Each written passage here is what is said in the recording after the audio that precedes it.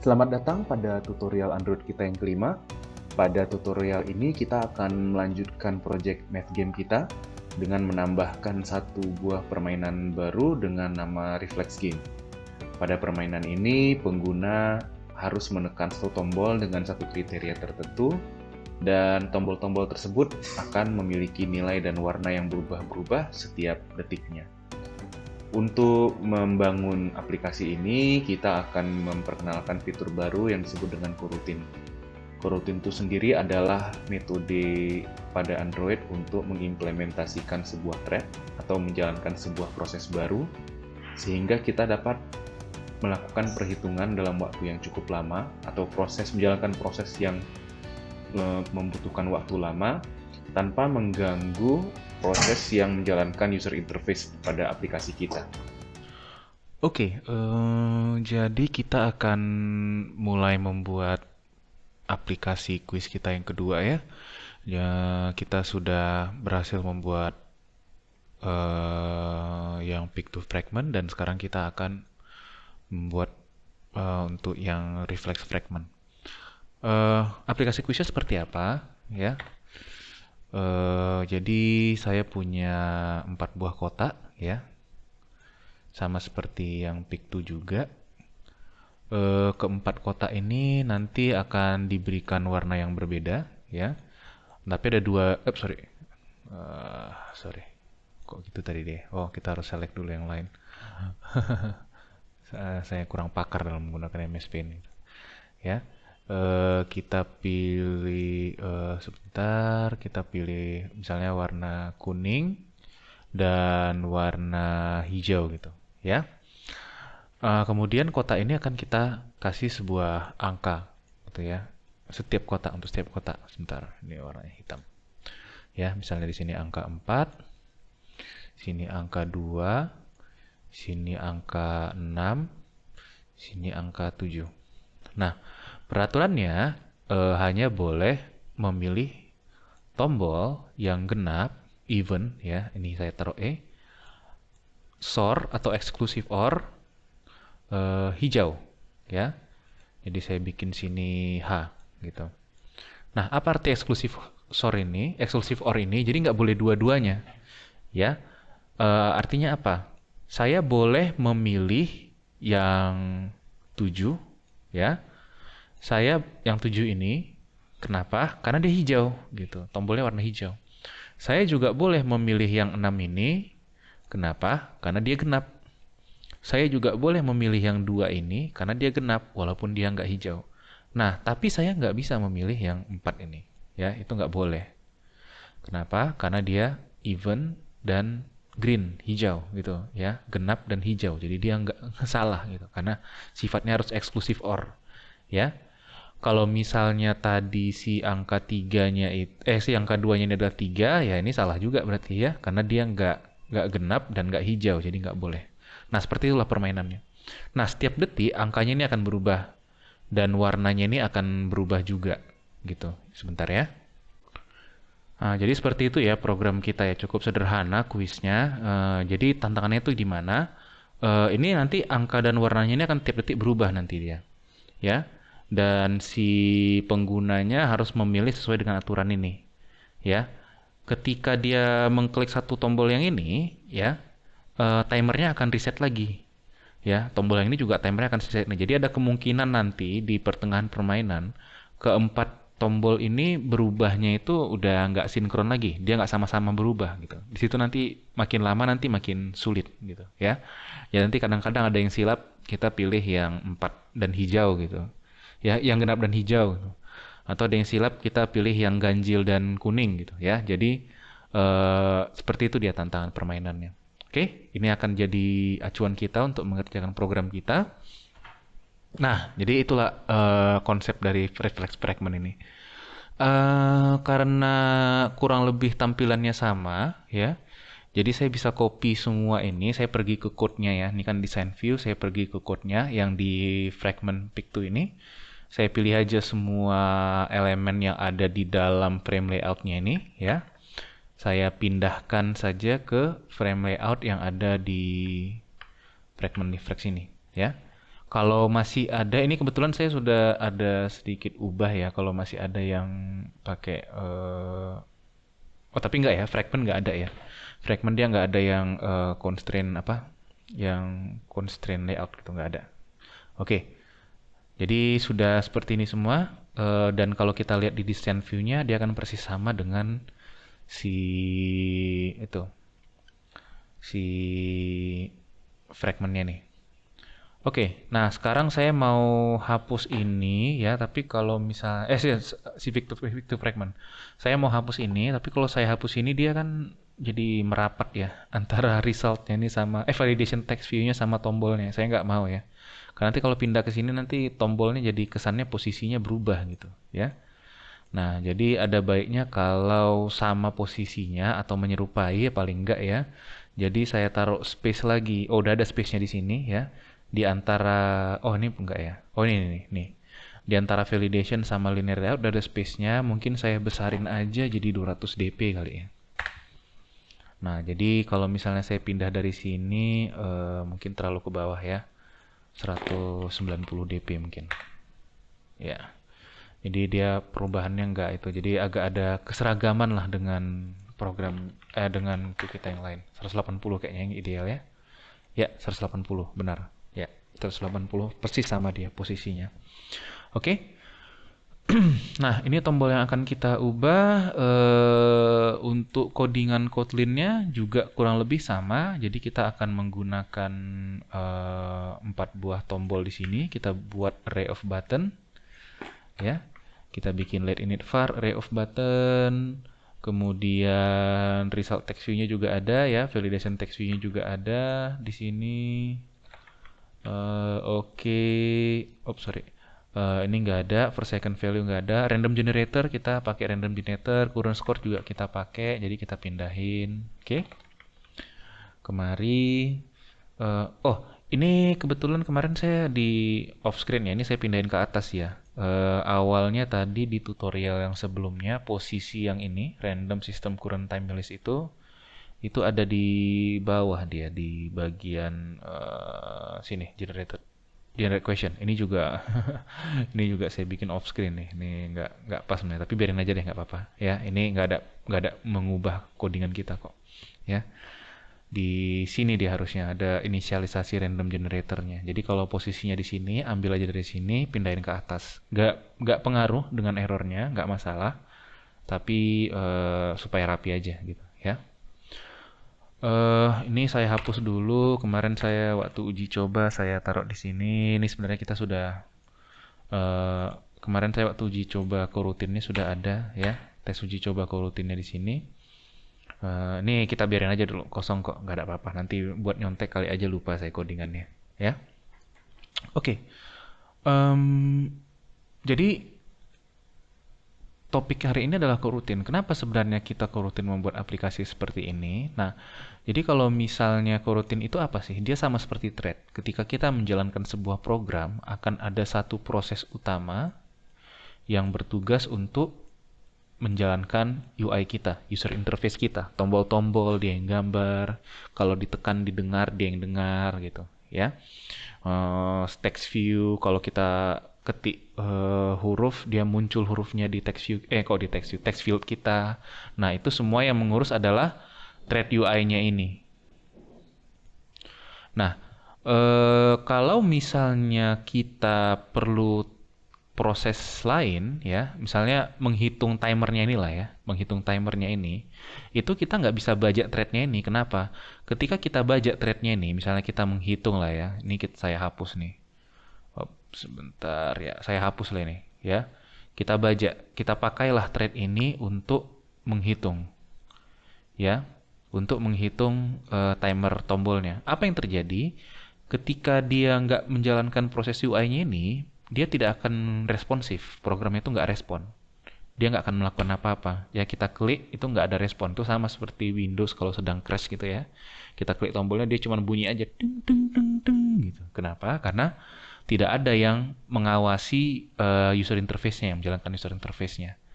Nah, jadi gimana solusinya supaya tidak terjadi seperti itu? Kita bikin thread yang lain. Jadi thread ini tetap ada, Tapi kita bikin thread baru untuk menjalankan proses yang tombol-tombol tadi. Ya, kita bikin satu thread baru. Ya, bilanglah namanya generator gitu ya. Untuk mengenerate angka-angka dan warnanya ini.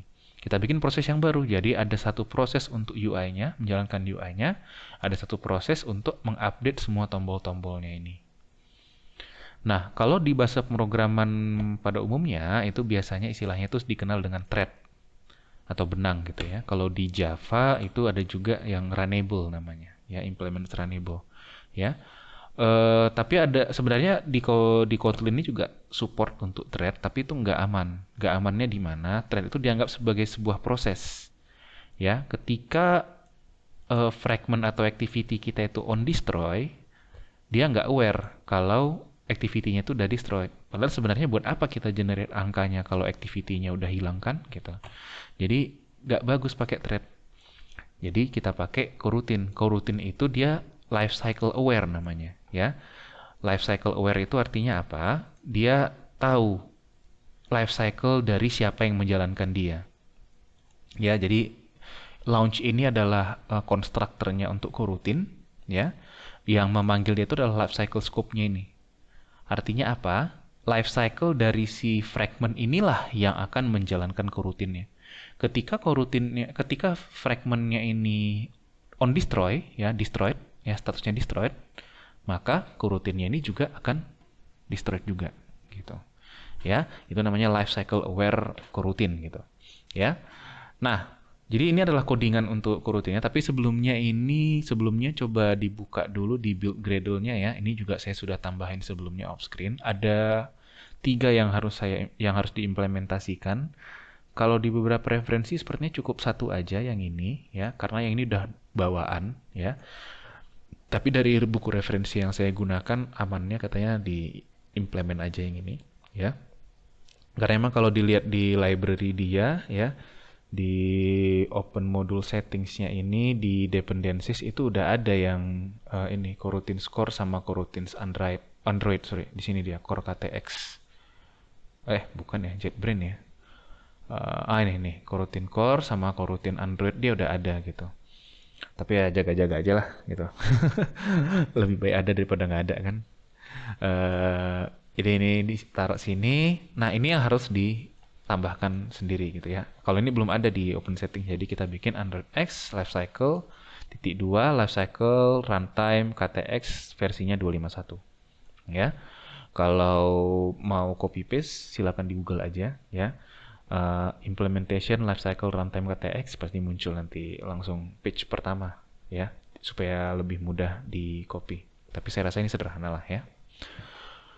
Oke, nah jadi kita sudah implementasikan, sudah import lah istilahnya ya, sudah import ini di library kita. Jadi sekarang kita bisa bikin coroutine kita ya. Seperti ini kurang lebih kodenya. Kita coding manual aja lah ya. Kalau nanti saya lupa baru saya balik lagi. Nah, jadi kita letakinnya di mana? Seperti biasa di onViewCreator-nya aja ya. Jadi kita bikin lifecycle scope.launch.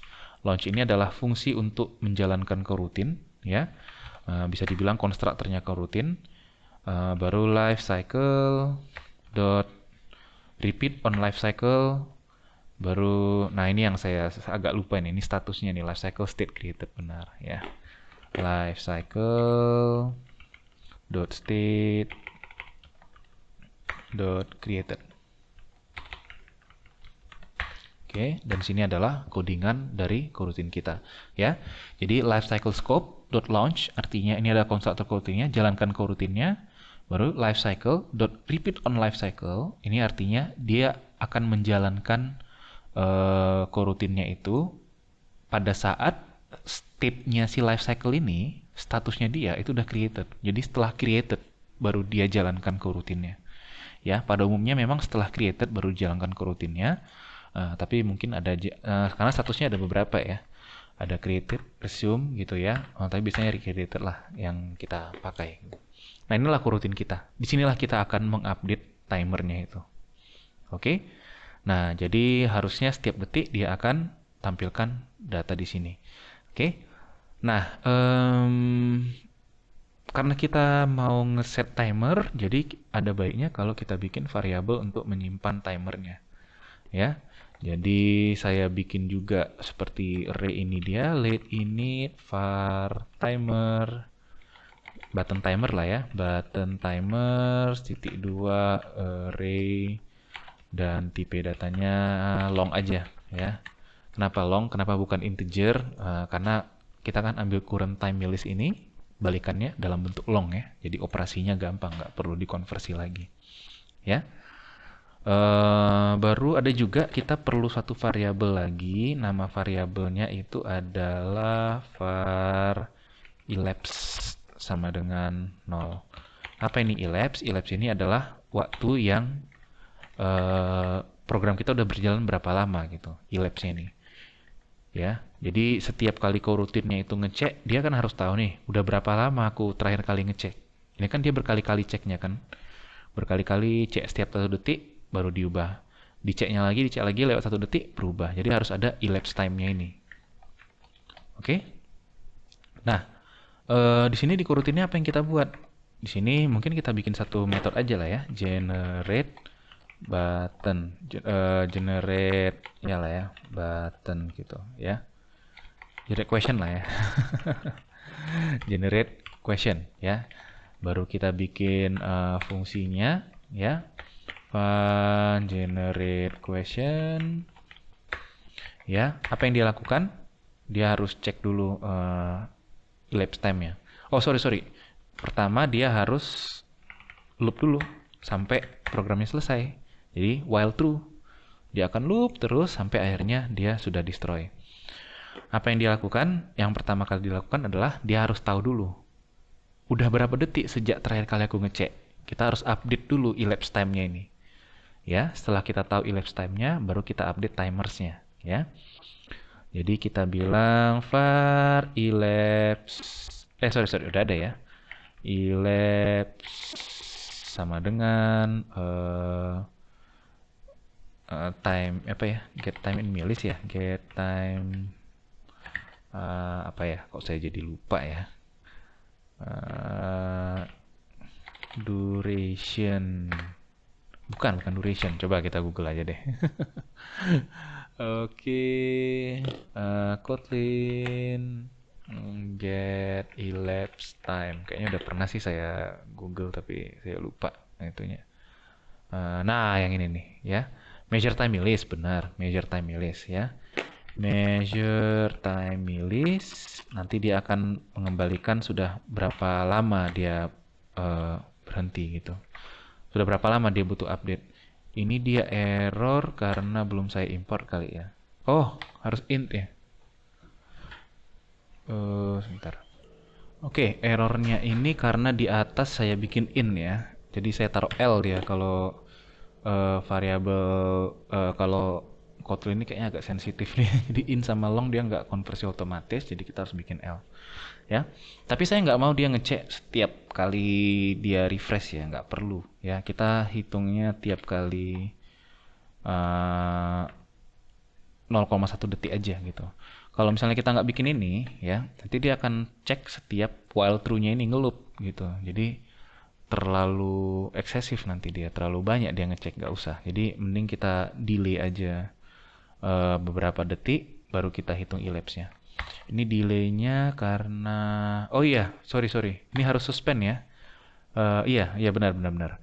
Kalau misalnya saya punya sebuah fungsi yang dia berjalan di sebuah coroutine, ya, maka fungsi itu harus suspend. Ya, apa arti keyword suspend ini? Keyword suspend ini untuk bilang kalau fungsi ini kalau dia lagi nggak jalan, dia bisa dipotong gitu. Kenapa? Karena sebenarnya thread ini walaupun dia bercabang, tapi CPU-nya itu ngerjainnya dia bolak-balik gini gitu, ya.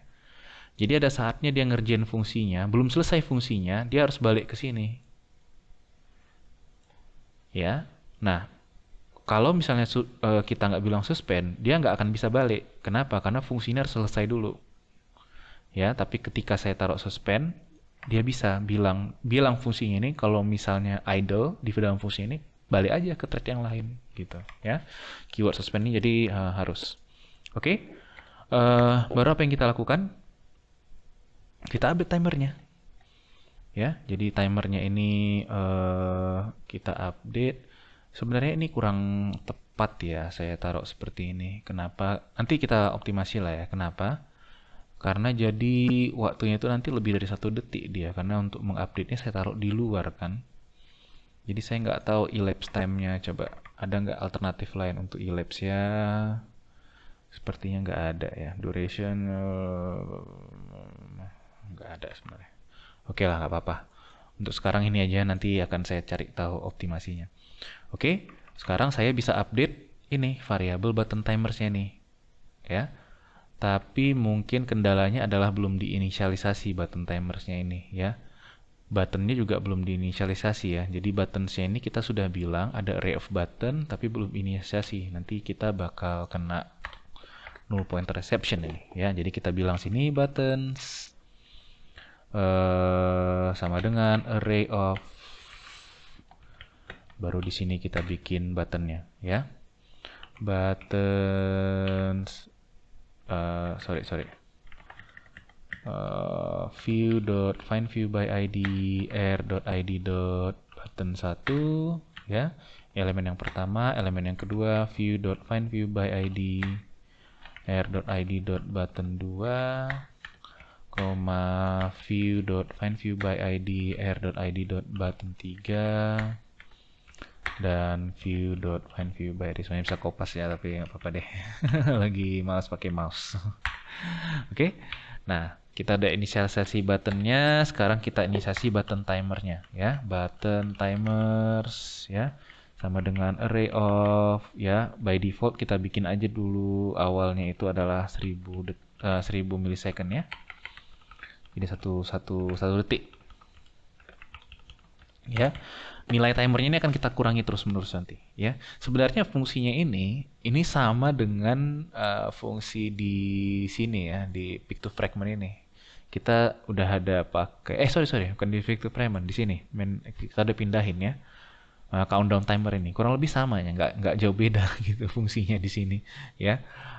Tapi nggak apa-apa, kita pakai yang manual aja sekaligus belajar coroutine gitu ya. Nah, jadi kalau misalnya sudah dapat elapsed time-nya, kita update dong button timersnya ini ya. Jadi kita bikin for apa? Timer in button timers. Oh, sorry. Button timers. Kita bilang timer sama dengan timer dikurang elapsed. Oke, elapse-nya kenapa nih? File timer long. Oh, kok file ya? Var, sorry. Var. Apa yang saya ubah nih? Var timer kah? Kok saya agak lupa ya jadinya. Var timer file cannot be reassigned. Sebentar. Ya, saya nggak tahu salahnya di mana. Mungkin saya harus belajar Kotlin lagi. Jadi kita bikin manual aja deh. Index in 0 sampai 3 ya. Dan kita bilang button timers ke index sama dengan button timers index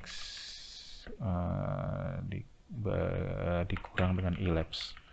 Kayaknya saya tahu sih, harusnya kita bikin sini var timer ya, kita bikin di sini. Oke, nggak masalah ya. Jadi kita sudah kurangi untuk setiap buttonnya ya. Tapi ini belum selesai ya. Kenapa? Kalau misalnya if coba saya tes karena panjang kali nanti codingannya ya. Jadi kita bikin di sini var timer ya. Sama dengan 0, terus kita bilang timer in button timer bisa nggak ya? Jadi kita bilang timer sama dengan timer dikurang elapse. Bisa dong? Nggak bisa juga ya. Kenapa ya? Ini apa lagi? File cannot be reassigned. Mungkin di sini ya. Oke, balik lagi ke yang tadi. Maaf ya, saya juga lagi belajar Kotlin sebenarnya. Kurang begitu paham. Kalau Java sih paham ya. Tapi kalau Kotlin agak-agak bingung juga. Apalagi kalau kita mau menggunakan sintaks yang modernnya Kotlin kali ya. Modern kali istilahnya, nggak tahu lah entah apa. Oke. Nah, kalau misalnya button timers index itu sudah lebih kecil atau sama dengan 0, maka kita harus ubah angkanya. Ya, buttonnya itu kita ubah. Oh, ada juga bagusnya pakai ini. Jadi kita bisa bikin buttons index dot text sama dengan apa misalnya ya. 0 dulu lah kita bikin ya. Buttons index dot set background color, ini masih salah ya, color dot green gitu misalnya ini contohnya ya, to string gitu ya. Ya sekalian aja lah ya, kita sebelum kita tes kita masukkan aja lah randomizernya ya. Jadi kita udah bisa copy dari sini kan randomizernya ya. Jadi sudah ada random generator.nextIn ini, kita langsung copy aja. Ya, jadi saya bikin di sini var random value sama dengan 0.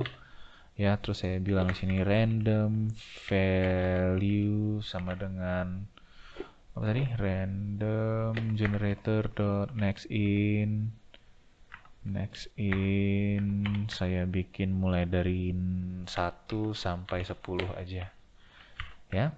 Dan saya bilang di sini random value.toString. Oke, jadi saya sudah bisa mengambil angka yang random dari 1 sampai 10. Nah, kalau warna gimana?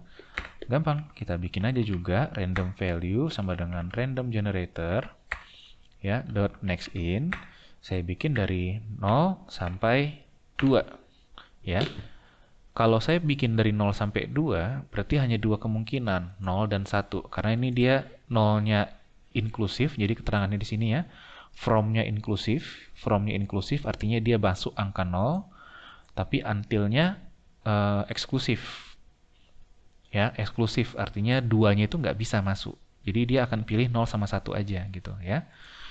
Dan kita bilang kalau misalnya random value sama dengan 0, kita bikin latar belakangnya hijau, else kita bikin ini copy yang sama juga, latar belakangnya merah. Nah, ini sedikit disclaimer, cara ini salah ya untuk set background colornya, tapi untuk dicoba boleh ya. Nanti saya akan jelasin masalahnya di mana. Oke. Nah, jadi saya sudah generate question, terus kita lihat apakah berhasil.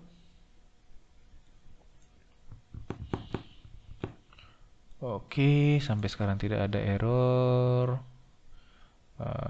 Ini mungkin saya limit aja jadi system.out ya. Oke, system.out. Cepat sekali. Sangat cepat sekali. Di mana salahnya? Saya cek setiap 100 itu, kalau terus saya kurangin timersnya ya, dia akan terus kurangi. Kalau misalnya lebih kecil dari 0, maka dia ambil random generatornya. Yang jadi masalah adalah, oh iya benar, di sini salahnya ya. Kalau misalnya dia udah lebih kecil dari 0, kita reset lagi dia ke 1 detik timernya. Kan timernya kan countdown kan. Kalau udah mencapai 0, harus balik lagi dong ke 1 detik ya. 1000 L gitu. Oke. Oke, kita tes. Bisa ya. Oke. Sebenarnya masih salah sih ini. Kurang bagus sih, nanti saya update lagi deh. Ini kan sebenarnya kita measure delay nih sebenarnya nih. Ya. Memeasure delay sebenarnya nggak perlu kali elapsed time ya. Elapsed time udah pasti 100 kan. Kurang lebih lah ya. Kurlep. Oke. Tapi kalau saya masukkan sini nanti jadi nggak itu ya, nggak bagus ya. Oke. Jadi sudah berhasil kita buat tombolnya ya. Jadi sudah ada randomnya. Sekarang kalau misalnya diklik, apa yang terjadi? Gitu ya. Jadi kita sama seperti pick to fragment ini ya. Untuk setiap tombol kita akan set on click listener ya. Jadi di sini saya copy aja. Di sinilah ya, di bawah buttons, inisialisasi buttonsnya aja kita bikin cycle-nya. Nah, ini dia masih error. Kenapa? Karena emang belum ada fungsinya ya. Jadi saya taruh di bawah sini aja. Oke. Em, Fun check button tadi namanya ya, check button, dan dia menerima view titik dua. Oh, sorry. View titik dua view, dan dia menerima view-nya gitu. Oke. Sama seperti ini, kenapa error dia bilang ini? Make check button private. Oke lah, nggak ngaruh ya. Kalau memang nggak dipakai luar, nggak, jangan dipakai katanya. Ya, bikin private katanya. Ya, sama seperti pick to fragment ya. Kita convert dulu view-nya menjadi button ya. Sorry, mana dia?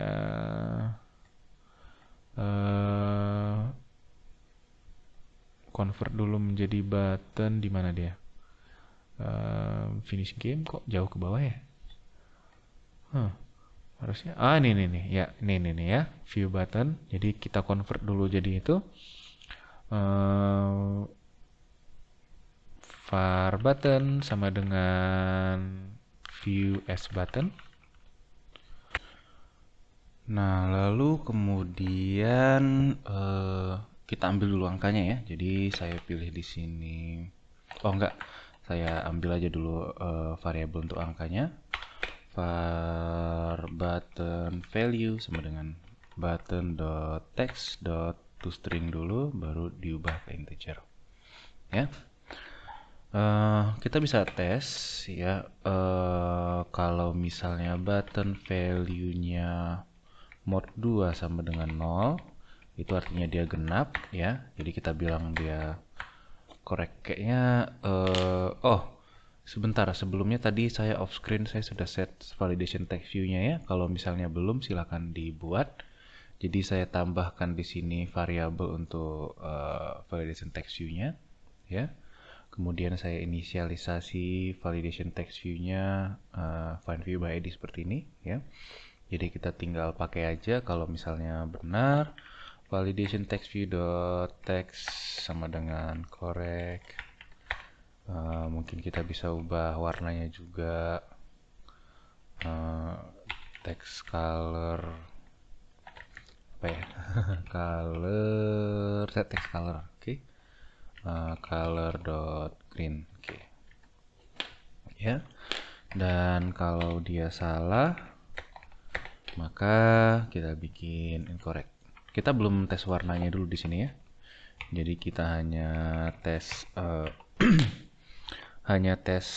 itunya saja, genapnya aja dulu ya. Kalau dia genap, benar. Correct. Oh, dulunya green ya. Salah satu red harusnya. Red. Oke. Nah, sekarang untuk yang warna. Nah, di sini ada sedikit masalah ya. Masalahnya itu apa? Jadi button sini kita bisa set backgroundnya dan warnanya berubah, tapi kita nggak bisa ambil gitu. Nggak bisa ambil backgroundnya ya. Jadi saya nggak bisa ambil get background, itu nggak ada gitu. Background color nggak ada. Di sini ada background, tapi dia returnnya itu bukan color ya. Dia returnnya itu adalah drawable di sini ya. Jadi bisa dilihat itu di sini, dia returnnya adalah drawable ya. Sedangkan kalau misalnya background color, ground color itu kita cuman bisa set aja, kita nggak bisa get. Kenapa? Karena alasannya seperti ini ya. Jadi misalnya tombolnya kita tekan, itu ada kayak efek ripple-nya gitu. Ya, jadi kayak air yang kalau nih ya, saya klik ya. Jadi dia kayak air mengalir gitu dari tombolnya gitu. Sama kayak kita lempar batu ke kolam, itu kan ada ombaknya ya. Ombaknya yang menjauhi tempat titik batunya jatuh gitu. Nah, seperti itulah dia. Jadi backgroundnya itu nggak fix dia. Ada state-nya gitu ya. Jadi tombolnya itu ketika ditekan dia akan mendengarkan animasi, ketika dia standar dia tidak akan mengeluarkan animasi apa-apa. Itulah yang background color yang kita set di sini. Nah, jadi bagaimana caranya kita untuk, ini saya sudah bikin, ini mungkin saya taruh sebelah aja dulu ya. Bagaimana caranya untuk mengubah warnanya, kita nggak bisa pakai set background color ini. ya. Kita harus pakai sorry. Kita harus pakai background tint list ya. Dot ini harus ada supaya save-nya itu bisa, nanti akan saya jelaskan apa itu tandanya itu. Get color. Oh, sebentar, kita mau set color di sini ya. Kalau set color saya rasa lebih sederhana lagi. Iya benar, kita pakai background tint list sama dengan color state list dot value of, baru kita bikin color dot green. Sorry, color dot green ya. Jadi di sini nggak begitu ribet ya. Kita bisa copy di sini untuk, sebenarnya ini tadi blue atau apa ya? Blue kali ya. Ya green sama blue ya. Tadi saya ada sedikit si off green. Nah, apa ini artinya? Jadi backgroundnya itu terdiri atas beberapa state gitu ya. Jadi state listnya itu adalah beberapa state-nya itu. Jadi tombolnya itu ketika ditekan warnanya apa, ketika mati warnanya apa, ketika dilepas warnanya apa. Itu ada state-nya. Dan itu kita bisa state-nya itu. Kita bisa ubah. Ya, by default itu sudah di set oleh si Android-nya. Ya, itu kita pakai ripple drawable itu, ya. Nah, kalau misalnya kita panggil state list value of, yang paling pertama state listnya itu yang dipanggil adalah yang enable. Jadi kita bisa panggil seperti ini, ya. Jadi kita set background colornya green. Sebenarnya ini kurang lebih sama dengan set background color tadi, ya. Tapi supaya kita tahu bahwa background listnya itu ada listnya, ya, background warnanya itu ada listnya. Nah, ini untuk ngesetnya di awal. Tapi kalau misalnya kita mau ambil value-nya, nah itu yang agak ribet. Kenapa? Karena value background itu kan udah berubah kan. Ketika kita tekan tombolnya, value background itu udah berubah. Sementara kita mau ambil yang state yang di awal ini. Nah, ketika buttonnya itu di set, warnanya, dia state-nya itu masih enabled. Jadi kita sekarang mau mengambil background dia yang waktu enabled ya. Ini defaultnya itu dia waktu enabled. Nah, jadi gimana cara mengambil warnanya? Kita bikin dulu sebuah variabel default color lah ya. Default color sama dengan button dot background tint list. Ini dia akan mengembalikan list dot get color for state. Nah, get color for state ini kita mengambil warna sesuai dengan artinya. Kita mengambil warna sesuai dengan state-nya dia apa. Nah, jadi ada dua inputnya. Yang pertama adalah kita harus kasih informasi state apa yang kita minta. Dan yang kedua kita harus balikkan defaultnya. Warna defaultnya apa gitu. Kalau misalnya state yang ditentukan nggak ada gitu ya. Di sini aja, oke. Oh, nggak harus dengan tanda tanya ya. Tanda tanya ini save-nya aja. Ya, kalau misalnya nggak ada ini, dia ambil langkah save lah. Saya juga kurang begitu mengerti kenapa harus ada tanda tanyanya. Nah, state ini kan ada banyak ya. Jadi kita bisa ambil listnya itu ya dari beberapa state, dari berbagai macam state. Karena kan yang diminta kan list kan, yang di return kan list ya. Nah, jadi yang input pertama adalah list of state yang kita perlukan. Jadi bisa kita minta lebih dari satu. Misalnya kita minta enabled sama disabled atau enabled sama press gitu ya. Tapi karena kita cuma mau minta yang defaultnya aja, jadi kita akan minta yang enablednya aja. Tapi tetap yang kita masukkan adalah in array. Ya. Kemudian state enablednya itu bisa kita ambil bawaannya dari si android.r.state.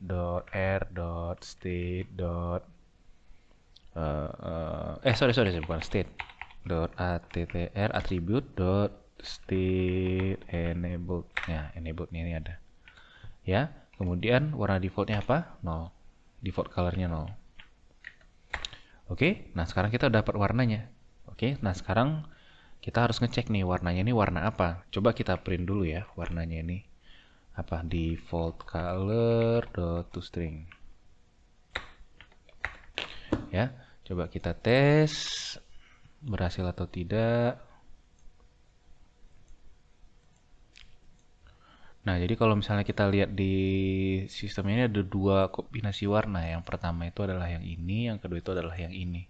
Ya, apa ini sebenarnya warnanya ini? Jadi ini sebenarnya adalah warna heksadesimal yang diubah ke desimal gitu ya.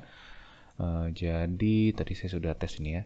Jadi kalau misalnya warna itu kan kita biasanya ada RGB ya, red, green, blue, dan alpha.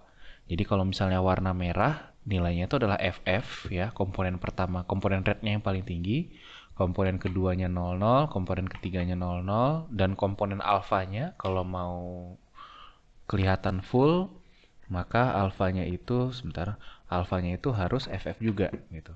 Kalau saya convert ini, inilah dia value-nya. Ya. Kalau green gimana? Kalau green itu kan 00, red-nya 00, blue-nya 00, green-nya FF kan? FF seperti ini. Convert. Nah, inilah dia warna green. Nah, kok nggak ada di kombinasi ini? Karena di Android itu, di standarnya Android SDK ini, alfanya itu di depan. Ya, jadi alfanya dulu yang kita bikin. FF, baru warnanya. Kalau ini kita convert, maka ini sama dengan kombinasi yang pertama. Inilah itu, 961 ya. Ini dia. Ini warna hijau ini. Kalau warna biru gimana? Berarti kan, sorry, ini warna biru ya. Sorry, ini kan R, red, green, blue. Ya, kalau warna hijau gimana? Berarti kayak gini kan? Coba kita convert. Nah, ini yang kombinasi yang kedua. Nah, sorry tadi agak sedikit batuk. Nah, kalau misalnya kita bandingkan dengan color.green ya, tambah color.blue dapat juga ya. Sama juga dia angkanya ya. Coba kita tes. Kita tekan random aja nanti. Kita tekan random aja ya. Pasti ada yang sama nanti ya. Ini dia kan, ini dia warnanya hijau berarti ya. Sebentar. Kebetulan nggak dapat yang warnanya biru. Tapi nggak apa-apa, nggak masalah. Oke, jadi kita bisa bandingkan aturan kita tadi gimana ya? Aturannya adalah if even soar green ya. Jadi dia boleh genap atau hijau ya. Kebetulan soar itu nggak ada operasinya ada nggak ya operasinya? Nggak ada kayaknya ya. Jadi saya bisa bikin NN sebentar NN default color tidak sama dengan color.green ya. Itu dia benar. Ya. Kita bisa bikin panjang di sini aja, bisa ya. Kita bikin satu. Ini kombinasi yang pertama. Ya. Kombinasi yang keduanya seperti apa? Or gitu ya. Kombinasi yang keduanya sama seperti ini tapi dibalik ya. Seperti ini tapi dibalik. Ini saya minta dia blue dan mode 2-nya sama dengan 1. Jadi kombinasi pertama itu untuk genap dan tidak green ya. Kombinasi kedua itu untuk ganjil dan tidak blue atau green gitu ya, atau green lah ini. Oke. Oke, berarti yang else-nya incorrect. Coba kita tes berhasil atau tidak. Wah, kayak terlalu cepat ya kalau 2000. Kayaknya kita bikin 2000 aja deh. Oh iya, tadi di awal kan dia sempat XXX itu ya. Kenapa? Karena emang timernya kan by default kan dia udah langsung 1000 kan. Sementara nilainya belum ada. Jadi gimana cara menghandlenya? Nilai defaultnya jangan 1000 kita buat, 0 aja. Jadi ketika dia hitung timernya pertama kali, dia langsung generate angkanya gitu ya. Ya. Kalau kita bikin 1000 dia hitung 1 detik dulu baru generate angkanya gitu ya.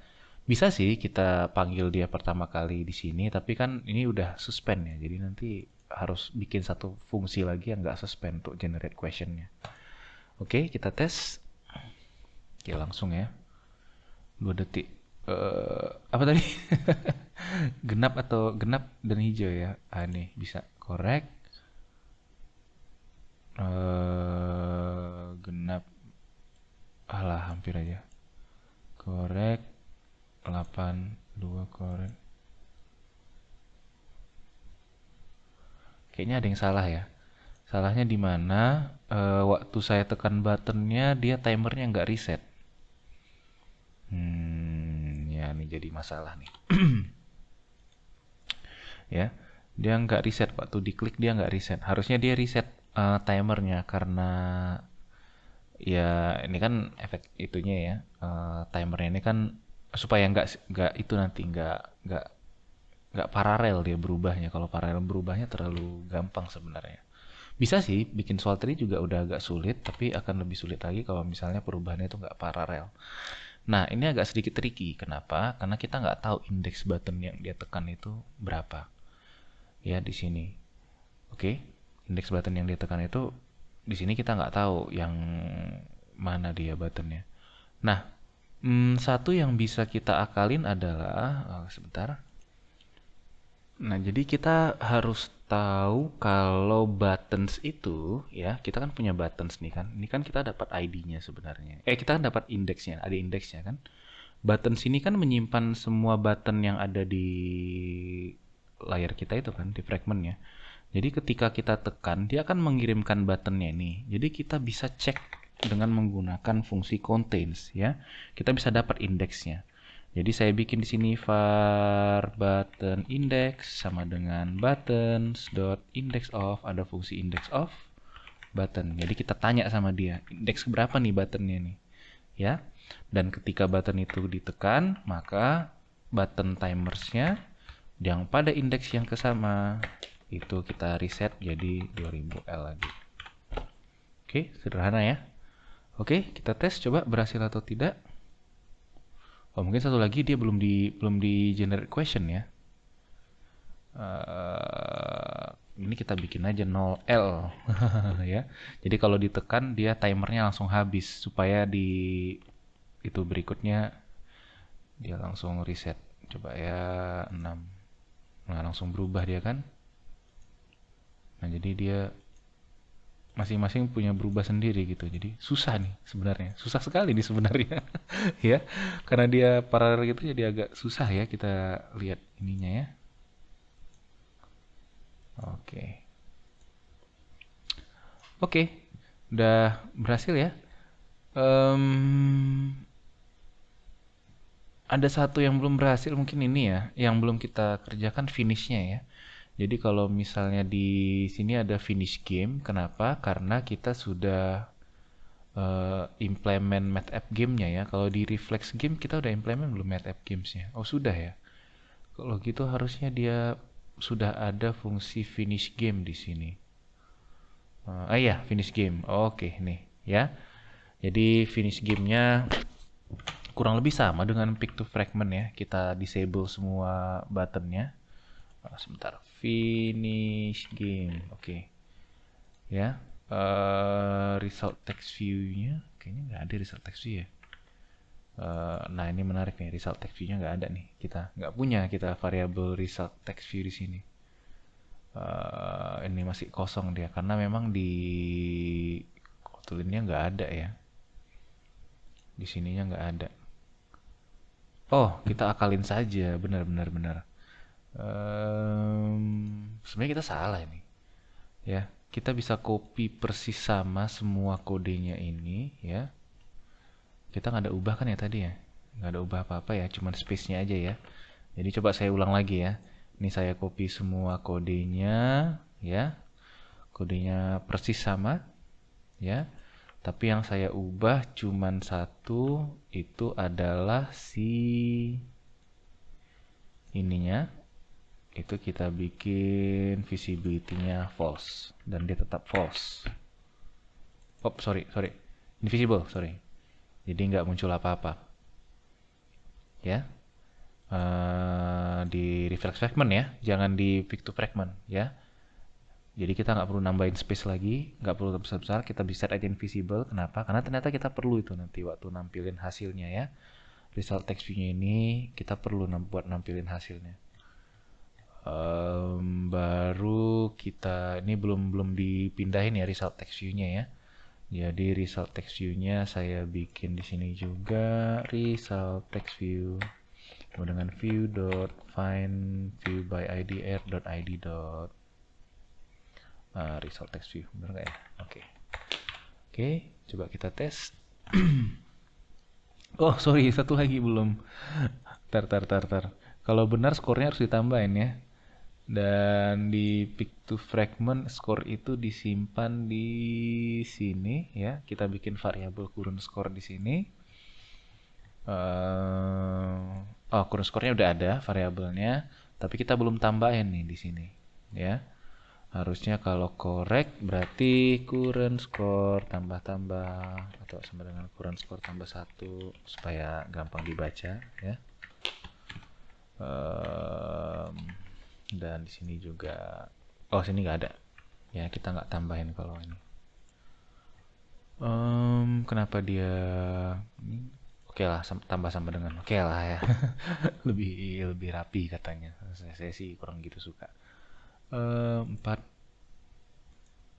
6 salah. Wah, susah. Salah. 7.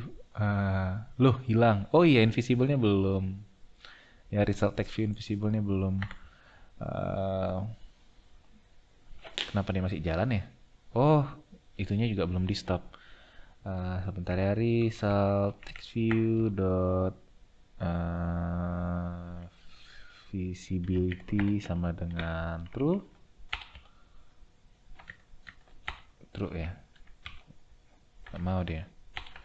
Bukan ini berarti is visible, sorry. Is visible sama dengan true.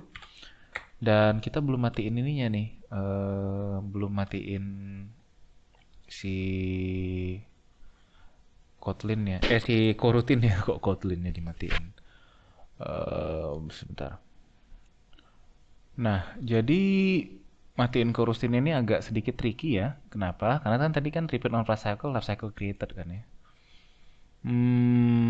Jadi dia akan tetap jalan selama masih created. Sementara belum tentu. Kalau kita tampilin skornya ini, kita cuman bilang gamenya udah finish, tapi fragmentnya belum kita hapus. Ya, jadi gimana cara saya matiinnya nih? Kita harus bikin satu variabel untuk menyimpan coroutine-nya. Jadi saya bikin sini variabel coroutine dengan tipe job dia, ya. Saya bikin let init aja, karena kita belum set variabelnya. Job ini harus diimport dulu. Dia sudah ada kelas bawaannya. Baru ketika kita launch coroutine-nya ini, kita bilang coroutine sama dengan ini. Ya. Dan di bawah ketika kita sudah selesai gamenya, kita bisa bilang dot cancel ya. Invoke on completion, bukan apa ya? Cancel kayaknya ya. Coba saya sudah lihat tadi. Iya bener, cancel. Tapi harus ada ininya supaya save ya. Oke, kita coba. Harus ada tanda tanyanya tadi supaya save. Susah jadinya ya. 9. Tadi sudah berubah duluan dia. 8. Akhirnya jadi saya nyari yang wow. 5 bener. Susah. Nah, itu 6 dan dia berhenti ya. Oke. Ya, jadi kita sudah berhasil membuat aplikasi permainan kita satu lagi, di mana kita memainkan game yang menggunakan coroutine dengan mengubah tombol-tombolnya ini. Ya, aplikasinya sangat sederhana sekali, walaupun tadi agak sedikit hiccup ya, ada sedikit masalah pada backgroundnya ini, tapi sudah dapat selesai. Dan itulah bagaimana cara kita membuat thread atau coroutine pada Kotlin. Sekian dulu untuk kuliah kita pada hari ini. Maaf. Sekian dulu tutorial kali ini, dan pada tutorial berikutnya kita akan mempelajari bagaimana membuat list ya. Kita akan buat high score list gitu dengan menggunakan recycler view. Oke, sampai ketemu di tutorial berikutnya.